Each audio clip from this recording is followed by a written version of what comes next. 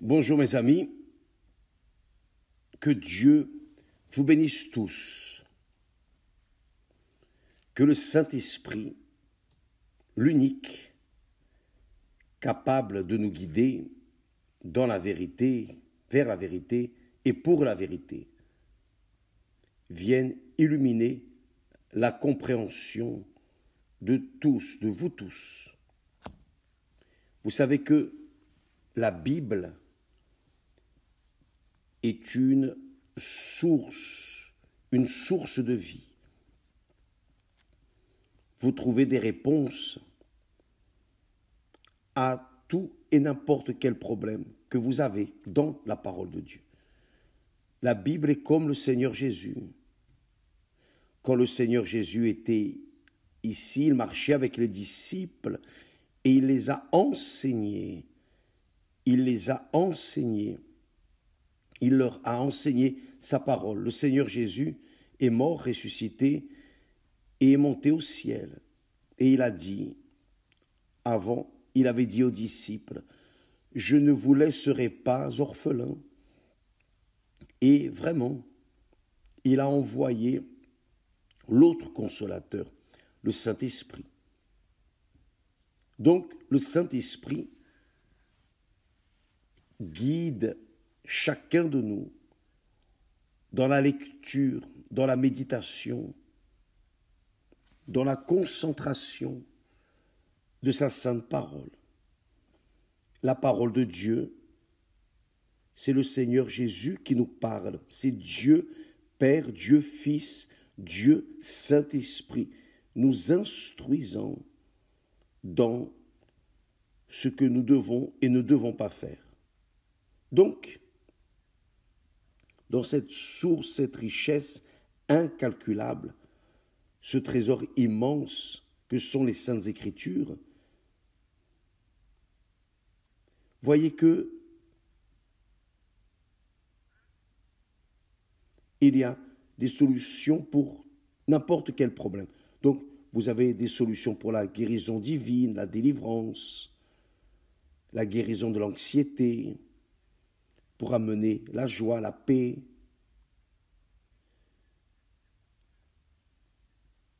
C'est un plateau d'offrande pour tous ceux qui croient dans la parole de Dieu.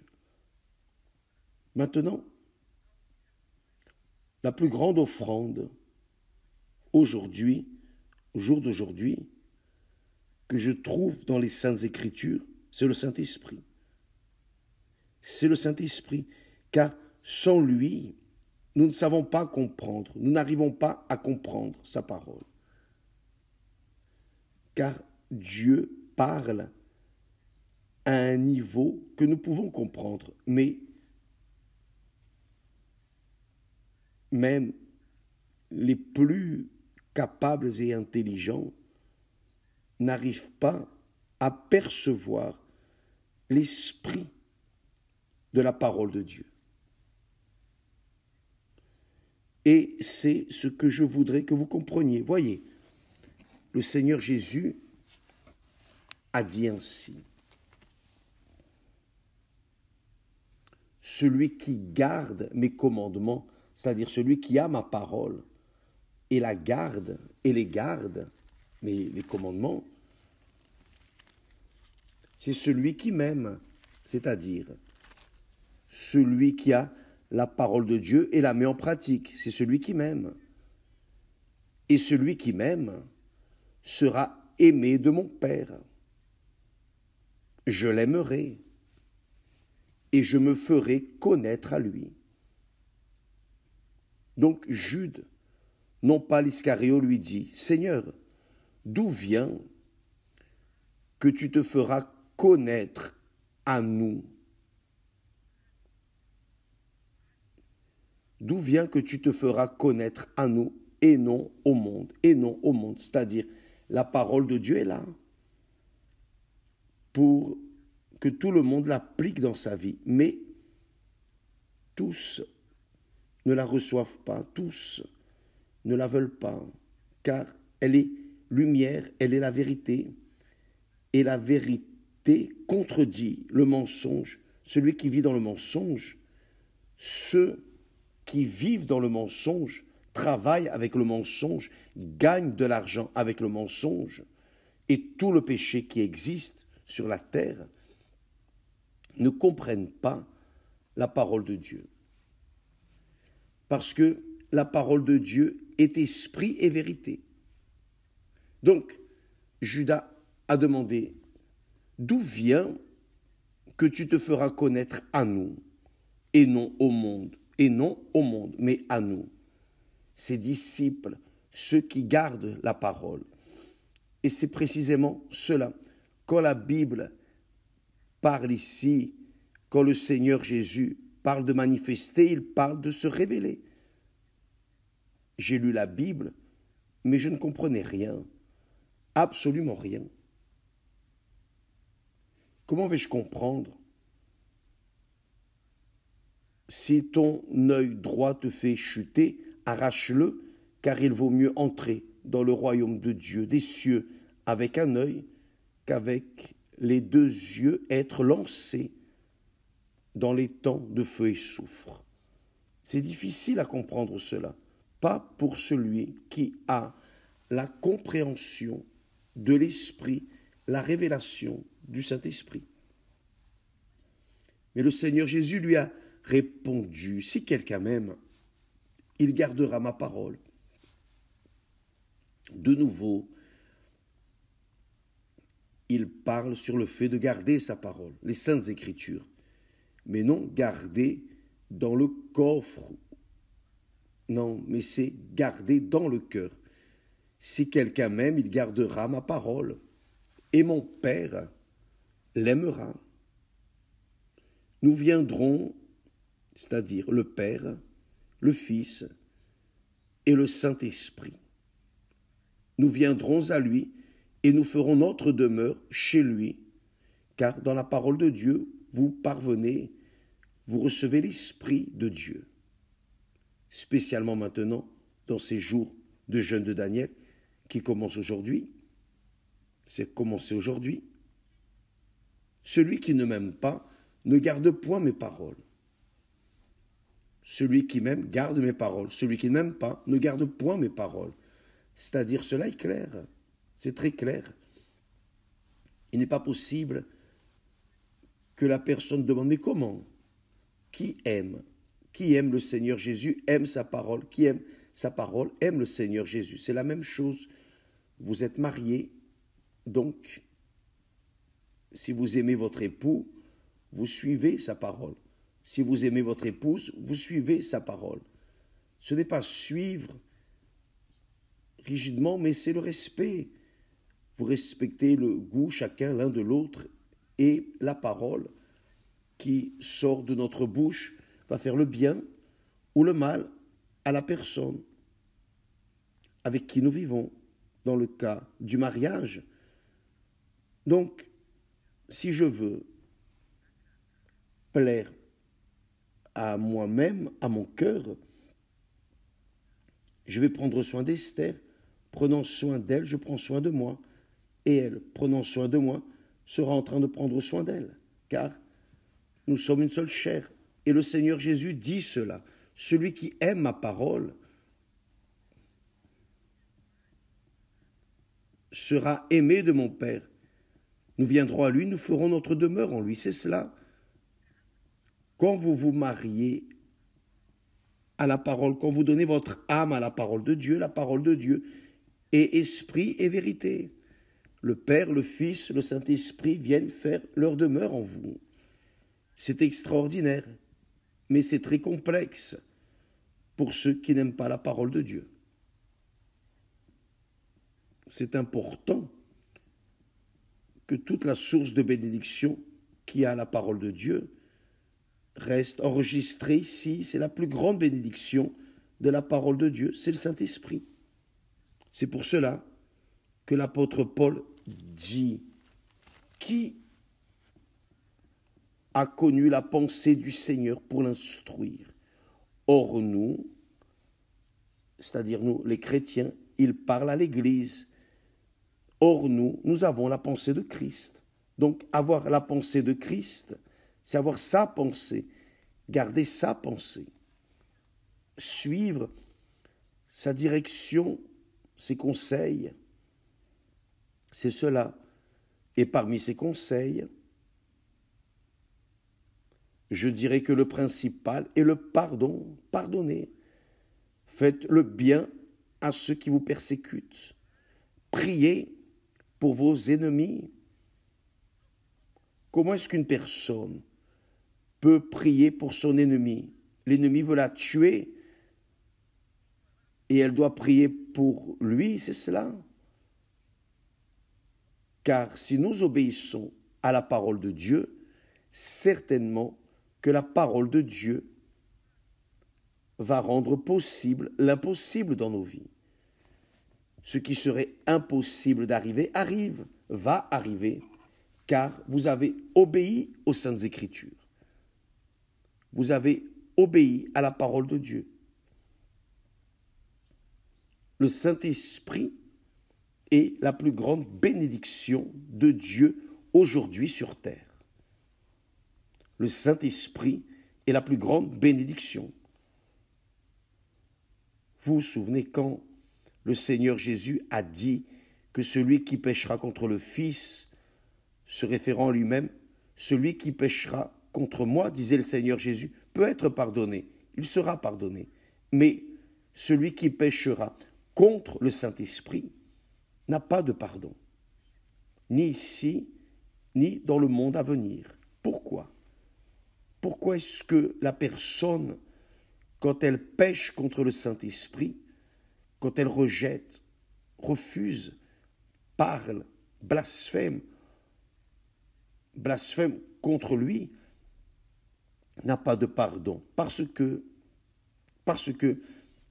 c'est le Saint-Esprit qui nous donne la compréhension de la parole de Dieu, qui donne la compréhension et la foi. La foi est un don spirituel. Elle vient du Saint-Esprit, c'est lui qui donne la foi. Si la personne agresse, offense, blasphème contre le Saint-Esprit, qui va le convaincre du péché, de la justice, du jugement? Qui va donner la foi à cette personne? Personne. Donc, ça, c'est la pratique des Saintes Écritures. Le Seigneur Jésus est en train de dire, le Saint-Esprit vient consoler, conforter, diriger, guider. Qui a le Saint-Esprit sera une source de vie. Sera une source de vie. Qui n'a pas, évidemment, continuera à être une source sèche. Le fait est que vous, mes amis, si vous avez la pensée de Christ, le Saint-Esprit, alors vous devez convenir que vous devez penser comme Dieu pense, car vous avez sa pensée. Vous devez agir, penser et agir, et c'est la même chose. Vous pensez et agissez. Vous devez agir ce que vous pensez, ainsi est Dieu. Il oriente ce que vous devez faire, ce que nous devons faire. C'est lui qui est responsable de tout le travail de l'Église universelle, par exemple. Un travail qui a commencé avec 2 ou 3 personnes et qui s'étend aujourd'hui sur toute la planète. Pourquoi? Parce que c'est le Saint-Esprit, c'est lui qui fait cela. Ce n'est pas l'homme, ce n'est pas mon intelligence, ma capacité, c'est l'Esprit de Dieu. Mais évidemment, le Saint-Esprit utilise la pensée humaine pour que sa volonté soit faite ici sur terre. Mais pour cela, il faut que la personne vienne aimer, adhérer, vouloir la parole de Dieu, absorber la parole de Dieu, embrasser la parole de Dieu, pour qu'elle vienne lui donner la compréhension pour faire la volonté de Dieu. Donc, mes amis, vous n'avez pas besoin d'être religieux pour avoir le Saint-Esprit. Vous n'avez pas besoin d'être, disons, pasteur, ouvrier ou évêque pour avoir le Saint-Esprit. Le Saint-Esprit vient pour tous, tous ceux qui ont soif, tous ceux qui ont soif. Par exemple, j'ai vu un témoignage d'une personne qui a dit sur mon Instagram, elle a dit « Je n'ai pas fait 21 jours de jeûne de Daniel. Non, j'ai fait 56 jours de jeûne de Daniel. » Et là, j'ai reçu le Saint-Esprit. Donc, voyez que la personne, pour recevoir le Saint-Esprit, il n'y a pas de problème, il n'y a pas de difficulté. Il faut juste qu'elle veuille, il faut juste qu'elle ait soif, qu'elle désire véritablement le Saint-Esprit. Donc, en lisant la Bible, et cela est notoire lorsque nous lisons la Bible, dans l'esprit, nous sentons du plaisir. Il y a des passages, des paroles, parfois une seule parole dans toute la Bible, une seule parole ouvre un tas d'options. Parfois, je me prends en train de sourire, de rire, de remercier Dieu, parlant en langue. « Oh Dieu, je te loue. » Pourquoi? Parce qu'une parole, c'est comme si Dieu était en train de parler à nos oreilles. C'est ça. Donc, mes amis, plongez votre pensée dans la parole de Dieu. Lisez la Bible. Même si vous ne comprenez pas tout ce que vous allez lire, je ne comprends pas non plus tout ce qui est écrit dans la Bible. Je ne comprends pas tout. Non. Mais ce que je comprends, je loue Dieu et je cherche à le transmettre aux autres personnes. Donc, si vous vous immergez dans la parole de Dieu, à la recherche de son esprit, de la parole de Dieu, le Saint-Esprit, vous allez recevoir le Saint-Esprit. Oui, oui, certainement.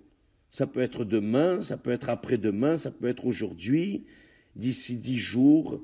Si vous continuez, si vous restez ferme dans la lecture et la méditation de la parole de Dieu, vous pouvez être sûr que le Saint-Esprit viendra sur vous, car il a intérêt à faire sa demeure en vous et à travers vous atteindre d'autres personnes, sauver d'autres âmes qui sont perdues.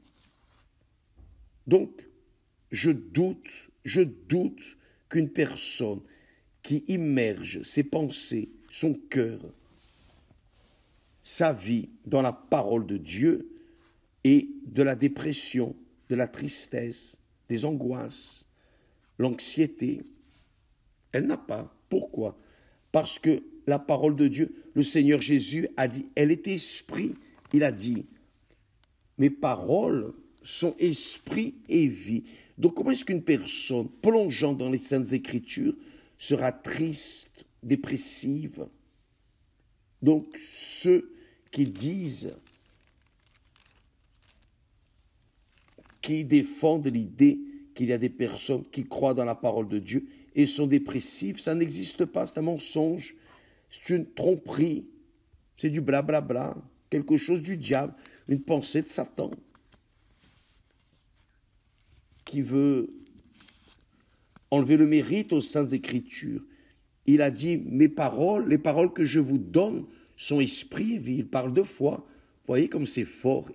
Il dit, celui qui a mes commandements dans le monde entier, je crois que tout le monde a les commandements de Dieu, la Bible sacrée. Vous avez votre Bible. Peut-être que votre Bible est catholique, mais lisez la Bible catholique, vous allez voir, quelle que soit la parole de Dieu, si c'est la parole de Dieu, s'il y a des livres apocryphes en plus, non, mais la parole de Dieu pure, simplement pour être sûr. Le Seigneur Jésus a dit, celui qui a mes commandements, c'est-à-dire ma parole, et qui les garde, c'est celui qui m'aime. Garder veut dire pratiquer, mettre en pratique. ce qui est écrit. Et celui qui m'aime sera aimé de mon Père, je l'aimerai et je me ferai connaître à lui, je me manifesterai à lui, c'est-à-dire dans la personne du Saint-Esprit. Là vient le baptême du Saint-Esprit. Et Jude a demandé, Seigneur, d'où vient que tu feras connaître à nous et non au monde, non au monde, non au monde. Il s'est manifesté au monde une fois, c'est quand il est né, a vécu et est mort et est ressuscité. Il s'est fait connaître au monde, tout le monde sait cela. Il est mort, il a été crucifié sur le haut mont, tout le monde sait cela.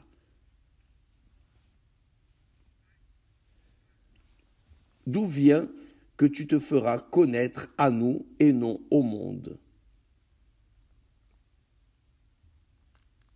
Jésus lui répondit, si quelqu'un m'aime, de nouveau, il parle de l'amour à sa parole. Il gardera ma parole.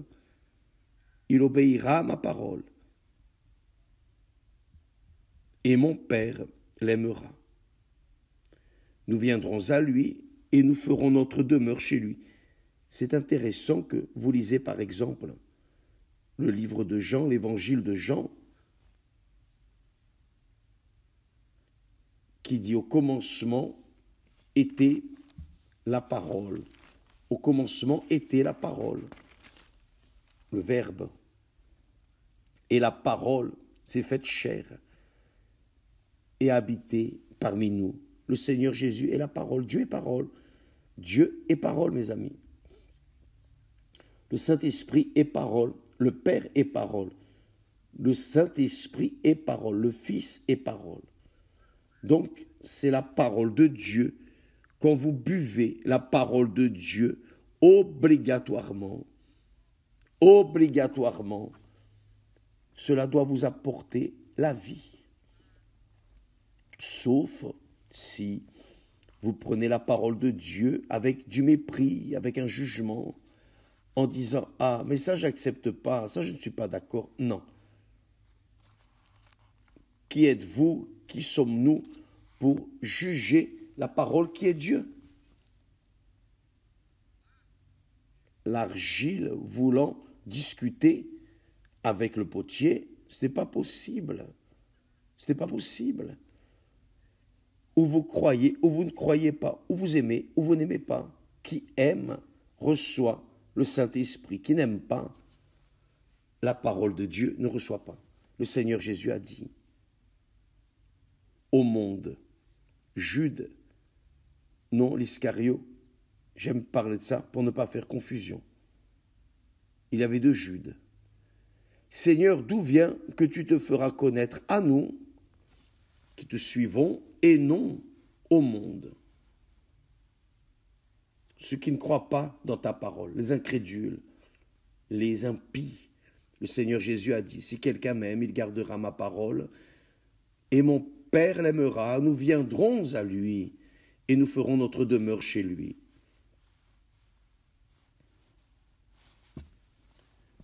Le simple fait de lire donne déjà la joie dans l'âme, n'est-ce pas? Vous n'avez pas de la joie, mes amis? C'est le Saint-Esprit, c'est l'Esprit de la parole qui fait cette différence. Donc, plongez dans ces jours, il ne suffit pas de ne pas seulement voir les choses séculières, les informations, et entrer sur les réseaux sociaux, rester là, profitant, les loisirs, non. Vous devez, si vous voulez recevoir le Saint-Esprit, vous devez vous plonger dans les Saintes Écritures. Lisez la Bible. Depuis le début, là, depuis Genèse, commencez à lire Genèse.